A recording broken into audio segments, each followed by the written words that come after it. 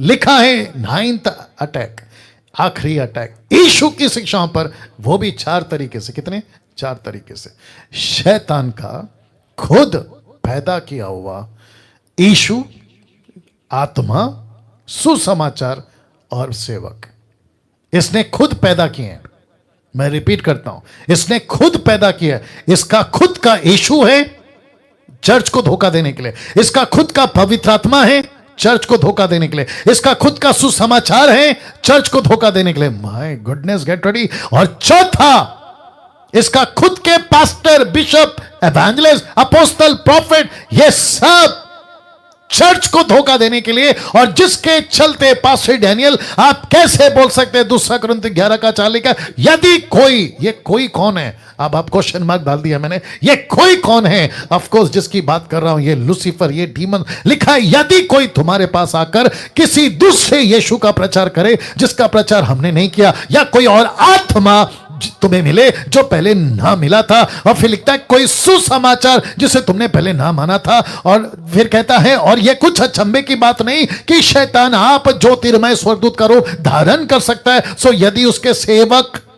याद आ गया, यदि उसके सेवक भी धर्म के सेवकों का स्वरूप धरे तो कुछ बड़ी बात नहीं। तो यहां पे क्या क्या है? यीशु है, आत्मा है, सुसमाचार है, सेवक है। और ये कौन है? ये लूसीफर है, जिसके चलते मैंने लिखा यहां पर कि इसके खुद के पैदा किया हुआ यीशु, इसका खुद का पैदा किया हुआ पवित्र आत्मा, इसका खुद का पैदा किया हुआ सुसमाचार, इसका खुद का पैदा किया हुआ सेवक। अब आप सोच के देखो कि अगर कुरिन्थियों की कलीसिया में ये यीशु पैदा कर सकता है, तब ये पवित्र आत्मा पैदा कर सकता है, तब ये सुसमाचार पैदा कर सकता है, तब, और सेवक पैदा कर सकता है, तब। तो फिर आज की क्या हालत है? वाह, आज की क्या हालत है? कभी सोचा था ये वचन ऐसा क्यों लिख गया पौलुस? ये बातों के ऊपर फोकस क्यों नहीं है? सुसमाचार में तो बेड़ा गर्क है साहब। मैं आपको बता दूं सुसमाचार, कौन सा सुसमाचार इस लूसीफर ने लेकर आया। कहते हैं ब्लेसिंग, प्रॉस्पेरिटी, मोटिवेशनल। इसलिए पौलुस भी लिखता है पहला तिमोथी 4 अध्याय कहता है कि अंत के दिनों में दुष्ट आत्मा की शिक्षाएं कलीसिया में आएंगी, कानों की खुजली के चलते। याद आ गया होगा आपको।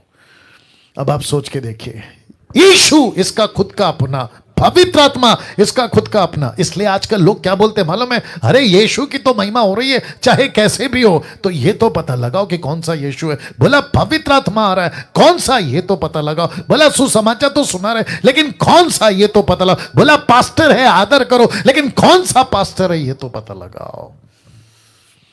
माय गुडनेस, रमन साहब कैसा लग रहा है? सोच के देखिए। जिसके चलते 2 कुरिन्थियों 2 का 11, इसलिए पौलुस कहता है कि शैतान का हम पर दाव ना चले, क्योंकि हम उसकी युक्तियों से अनजान नहीं है। तो पौलुस कहता है मैं तो जानता हूं कि यह अपना यीशु लाएगा, और इसी को यीशु ने खुद का, मत्ती के 24 अध्याय में यीशु ने खुद का कि ऐसा होगा कि लोग कहेंगे देखो मसीह वहां है, देखो मसीह यहां है, देखो यीशु यहां है, देखो यीशु। तो तुम भागना नहीं, लिखा है तुम भागना नहीं उसके पीछे। इसका मतलब क्या? तुमको परखना होगा कि असली यीशु कौन है और नकली यीशु कौन है।